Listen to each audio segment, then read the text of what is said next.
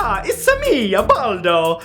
I wonder if anyone would buy that game. From Atari to the NES, all the way up to the mind-blowing graphics of the virtual reality of tomorrow, video games have come a long way. And during the evolution of consoles, we have fell in love with several classics that continue to be popular to this day. But that evolution wasn't without at least a few rejects. Of course, there were many video games that were created that never became popular, but within those lie an even smaller minority of games that were so weird and or shocking that you're just not even gonna believe they were made. Yes, they are super bizarre and obscure, but today I'm gonna tell you all about them. So without further ado, here are the 10 most bizarre video games ever made.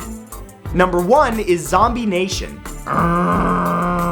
First released in Japan for the NES in 1990, Zombie Nation tells the tale of an alien meteor that crashes in Nevada and changes every single American into zombies. Of course, the world's only hope is you, a floating spectral head of a samurai warrior named Namakubi. Yep.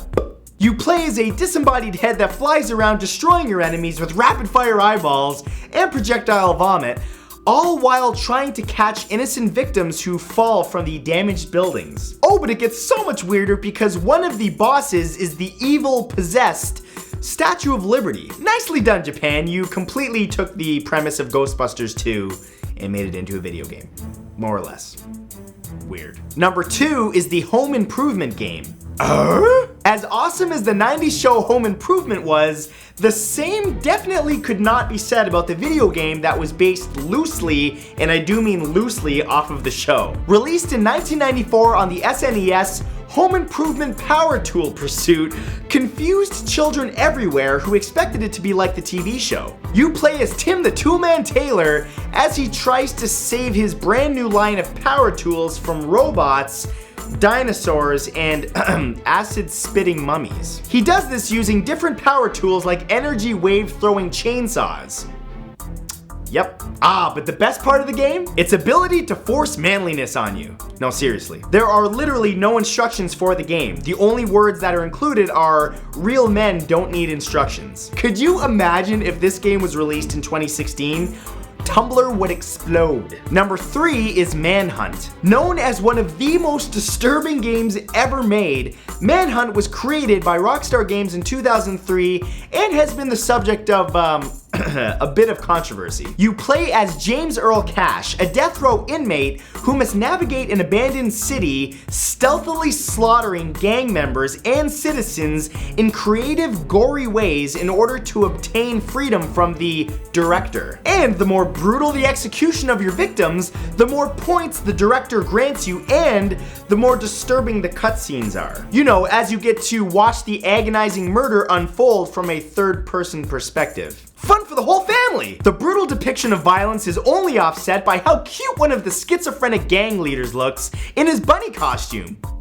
Oh, so cute! Hippity hop, I'm going to stab you, hippity hop. Number 4 is Socks the Cat Rocks the Hill. Why does this exist? Picture this, someone's out to steal the launch codes for America's arsenal of warheads. So they brought in the most likely hero, President Bill Clinton's cat, named Socks. Developed in 1993 for the SNES, Socks the Cat Rocks the Hill received such horrible test reviews that it was never officially released to the public. In the game, you play as the title feline as he tries to avoid spies and politicians sent by ex-American presidents who, for some reason, want control of the nukes. As bizarre as it is incredibly controversial, there's no wonder this game never made it to market. Okay, let's not pretend like you don't want to play as a president's cat who is somehow smart enough to use its paws, meow, to stop nuclear warheads. Just don't be lying to me, man. I see you behind your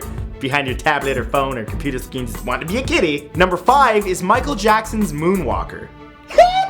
Moonwalker was released for multiple platforms in 1989 and told the story of Michael Jackson's quest to save a bunch of children from an evil drug dealer by using his greatest weapon, dance. Using his magical dance abilities, Michael can attack the villain Mr. Big's horde of thugs by high-kicking them, hurling his hat, or, physically forcing them to dance until they die. But hey, let's add to the absurdity by including his pet chimp Bubbles. He appears as a power-up and can transform the King of Pop into a laser-shooting robot. I'm not making this up. The final level of the Sega Genesis version finds Michael transformed into a spaceship and shooting it out with Mr. Big's ship, because science. Wow, I got through all of that without a single Michael Jackson joke. That's a first on my channel. Number 6 is Darkseid. Darkseid is a point-and-click horror adventure that was released for several systems around 1992. You control the actions of a regular guy named Mike Dawson as he experiences horrifying nightmares, discovers an alien in his brain, and crosses into a visually unnerving alternate reality. But where the game gets truly disturbing is in its use of impending doom implanted in the player. Many actions in Darkseid must be completed within a very tight time limit and without checkpoints, which means that failure to succeed results in having to start the whole game over again. This in turn gives you an escalated feeling of dread the further you get into the story. This very much sounds like a rage-inducing game. Could you only imagine getting to the end and being like, I'm about to beat it, and then you die, and then you freak out and you smash the controller and the system, and then you don't have a system anymore. So yeah, that's why this game wasn't very popular. Number 7 is SEAMAN. SEAMAN is a virtual pet simulator developed by Sega's Dreamcast console in 1999. The objective is to raise a talking fishman hybrid. Oh, but it gets better! Narrated by the late Leonard Nimoy, SEAMAN requires you to give your pet constant reassurance using the included microphone, or else it will die. Just like a real-life fishman hybrid. Of course, reassurance is right up there with oxygen, and the constant need to lecture people on the proper use of nose hair trimming in relation to making popcorn. Did that not make sense? Neither does this game. In the end, your pet can evolve into a number of forms including Frogman, Podfish, and Gillman, which all sound like the names of heroes Aquaman rejected in the search of his new sidekick. Fishman, na na na na na, Fishman. What? Number 8 is Penn and Teller's Smoke and Mirrors Desert Bus. Developed in 1995 for Sega CD but never officially released, Smoke and Mirrors consisted of several mini-games on one cartridge. Among these strange mini-games was a game called Desert Bus, where you have to drive a bus with no passengers at a maximum speed of 72 kilometers an hour. There isn't even traffic. Sometimes there's the occasional sign or rock, and the straight road requires almost no interaction, and you can play it for up to 8 hours. Just that, without the ability to pause.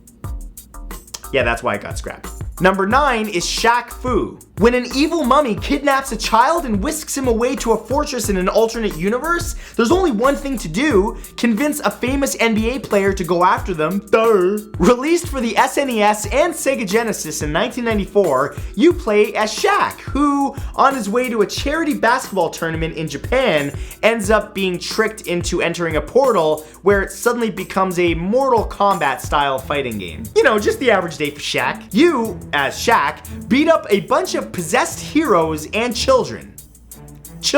This game is so bad that there are actually 2 online communities devoted to it. One wishes to erase every single cartridge of Shaq Fu from existence, while the other managed to get a sequel crowd-funded in order to spread the evil even further. The internet is a weird place. And number 10 is Baby's Day Out. You know, before the GTAs and Call of Duties or even the Halos of the world, was a video game so exciting that it felt like the world around you was moving at a crawl.